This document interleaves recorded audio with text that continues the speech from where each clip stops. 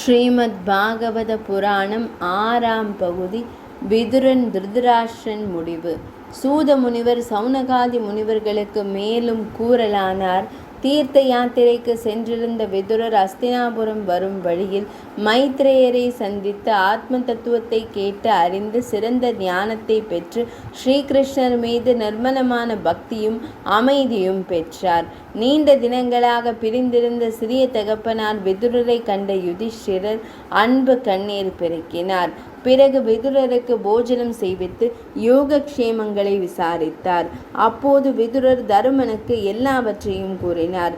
ஆனால் எதுகுலத்திற்கு நேர்ந்த கஷ்டத்தை மட்டும் கூறவில்லை.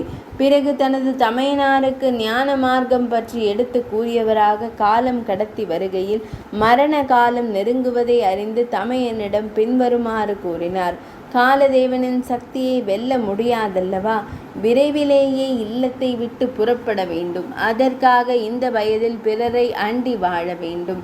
எவர்களுக்காக பல கொடிய செயல்களை செய்தீரோ அவர்கள் இல்லத்திலேயே வாழலாமா? வீட்டை காக்கும் நாய்க்கு சோறிடுவதைப் போல பீமன் உமக்கு அன்னமிடுகிறான். எவ்வளவுதான் உயிர் மீது ஆசை வைத்தாலும் சரீரம் கால கிரமத்தில் அழியும். எவன் ஆசைகளை விட்டு பற்றின்றி வைராக்கிய மனதுடன் வீட்டை விட்டு வெளியேறி யாரும் அறியாமல் சரீரத்தை விடுகிறானோ அவனே தீர புருஷன். எவன் ஸ்ரீஹரியின் சரணங்களையே தியானித்து வீட்டை விட்டு துறவியாக புறப்பட்டு செல்கிறானோ அவனே உத்தமன். எனவே உடனே யாருக்கும் தெரிவிக்காமல் வடக்கு திக்கில் செல்லுங்கள் என்றார். உடனே திருதராஷ்டிரன் காந்தாரி பின்தொடர விதுரர் வழிகாட்ட இல்லத்தை துறந்து இமயமலைக்கு சென்று விட்டார். தருமர் வழக்கப்படி பெற்றோர்களை வணங்க வந்தவர் மாளிகையில் யாரும் இல்லாதது குறித்து சஞ்சயரை கேட்க அவரும் தன்னை ஏமாற்றிவிட்டு அவர்கள் எங்கு சென்றார்களோ தெரியவில்லை என்றார். அப்போது அங்கே வந்த நாரத முனிவர் வீணாக வருந்த வேண்டாம், எல்லாம் பகவான் கட்டளைப்படியே நடக்கும். பஞ்சபூத சரீரத்தினால் ஆன எவரையும் காப்பாற்ற இயலாது என்று கூறி திருதராஷ்டிரர் குடும்பத்துடன் இமயமலை சென்றதை கூறினார். தருமன் மனம் தெளிந்து சோகத்தை விட்டார். தருமர் முதலானோர் வீடு பேறு. சில தினங்கள் கழிந்த பின் தருமர் உற்றார் உறவினர் க்ஷேம லாபங்களை அறிந்து வர அர்ஜுனனை துவாரகைக்கு அனுப்பினார். அஸ்தினாபுரத்தில் பல அபச குணங்கள் தோன்றின. பல மாதங்களிலும் அர்ஜுனன் திரும்பி வராததால் பீமசேனனை துவாரகைக்கு சென்று வருமாறு கூறினார் யுதிஷ்டிரர். மேலும் நாரத முனிவர் கூறியபடி பகவான் தனது லீலாவதாரமான சரீரத்தை விட்டுவிடும் காலம் வந்துவிட்டதோ என்று கவலையுற்றார்.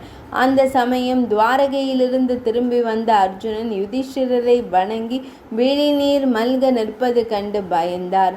எல்லோரும் நலந்தானே என்று விசாரித்தார்.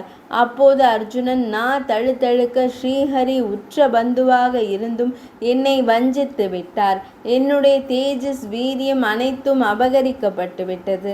நான் சக்தியற்றவன் ஆகிவிட்டேன். அவருடன் வாழ்ந்த வாழ்வை நினைக்கும் போது நெஞ்சம் துடிக்கின்றது. துவாரகை நகரமே சூன்யமாகிவிட்டது.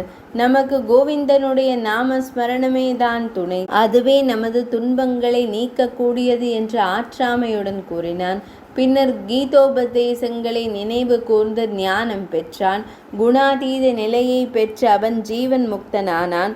குந்தியும் அவன் சொற்களை கேட்டு சம்சார சூழலிலிருந்து விடுபட்டாள். சக்கரவர்த்தியாகிய தர்மபுத்திரர் குணசாலியும் வணக்கமும் உடையவனாகிய பேரனுக்கு பட்டாபிஷேகம் செய்வித்து வடமதுரை நகரில் சூரசேன நாட்டிற்கு வஜ்ரநாபனை அரசனாக்கினார். பின்னர் அகங்கார மமகாரங்களை விட்டு மோகமின்றி எல்லா பந்தங்களையும் துறந்து இல்லத்தை விட்டு புறப்பட்டு சென்றார். அரண்மனையை விட்டு வெளியேறினார். சகோதரர்களும் மற்றவர்கள் அவரை பின்தொடர்ந்தனர். திரௌபதியும் வாசுதேவனையே சரணாக அடைந்து ஏகாந்த பக்தியில் ஈடுபட்டு அவரையே அடைந்தார். இவ்வாறு பகவானுடைய பிரியமான பக்தர்களான பாண்டவர்களுடைய மகா பிரயாணத்தை பற்றி பாகவதம் கூறுகிறது. 6ஆம் பகுதி நிறைவடைந்தது.